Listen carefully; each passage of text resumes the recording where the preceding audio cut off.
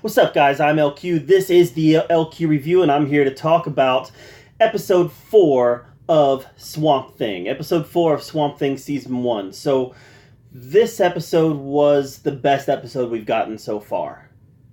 It's still not great. It's still not Doom Patrol. It's still not Titans.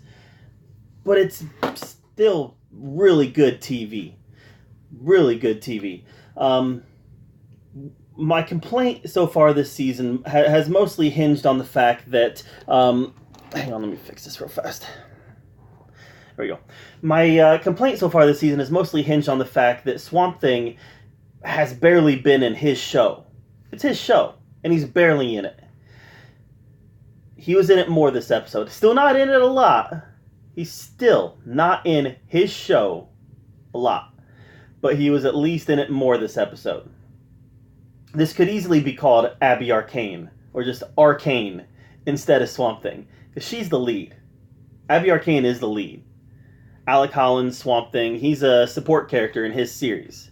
That's where we're at right now. That might change as we get further in, but we're already 40% through the season.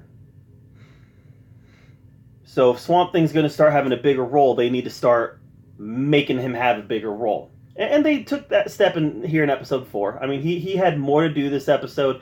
He had more screen time. But like I said, still not much.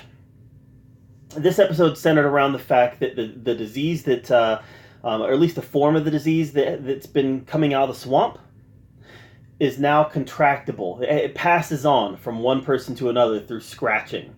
So one person has it, and the symptoms of this disease are hallucinations. You see things that aren't there. It makes you act crazy. It makes you do crazy things. It makes you act out violently.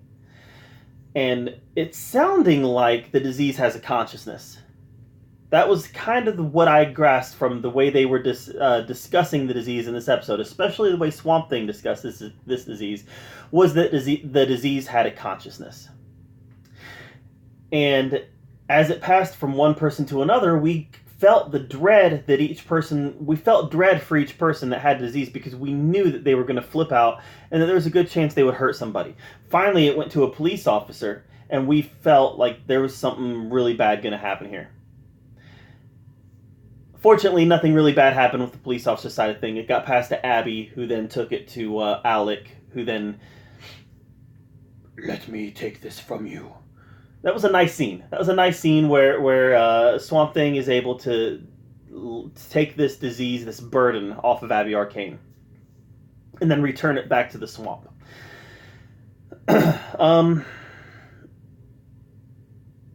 Avery, Will Patton's character. He's still my favorite. I don't know. I got a soft spot for the villains. For me, villains can make or break a superhero TV show or a superhero movie, and we got a great villain this season in Avery.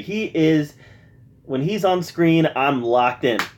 Because Avery's great. Will Patton is great as the bad guy. He disposes a body in the swamp early on, the body of the guy that he killed at the end of episode 3. And you can feel his evilness starting to branch out even more.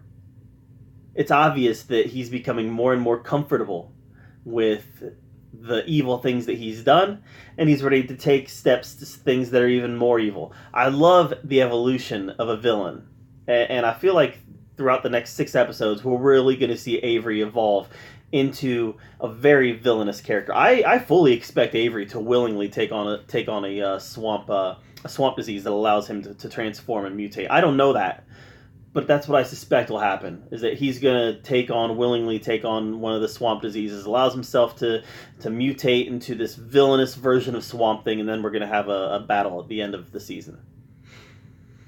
I could be wrong. I'm probably wrong. But that's where I see it going. That's where I kind of hope it goes.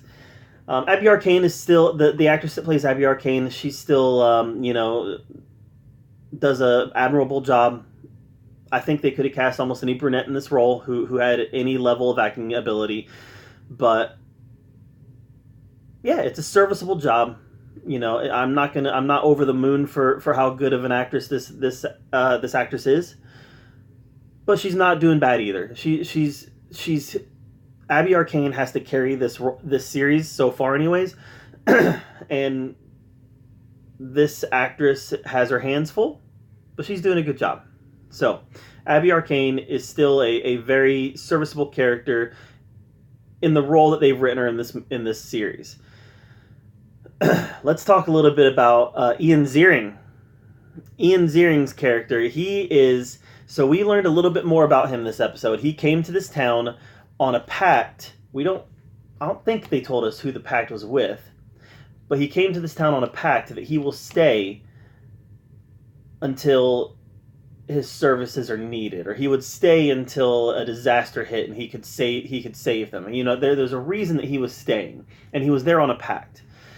And he talked with oh gosh, I forget her name. She's a tarot card reader. It wasn't Xanadu, was it?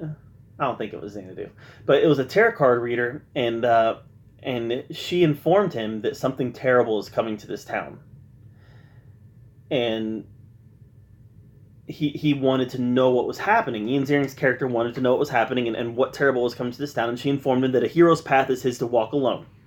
He's going to become the Blue Devil. They already kind of hinted at that. He was in an episode 1 or 2 episodes ago, and he had a Blue Devil logo in his shop, I think. So I think that he's going to become the Blue Devil. The Blue Devil is a character I'm not very well versed in. I'm not that well versed in the mystical side of the DC universe.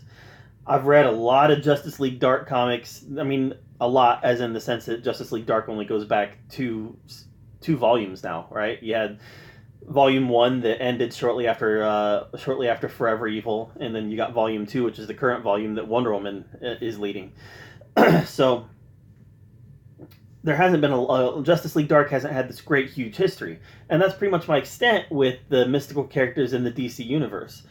So I know Constantine, I know Swamp Thing, I know Nightmare Nurse, I know Xanadu, I know Zatanna, I know these mystical characters, Blue Devil, I know them, Black Orchid, I know them, but I don't have any experience with them that really goes beyond Justice League Dark.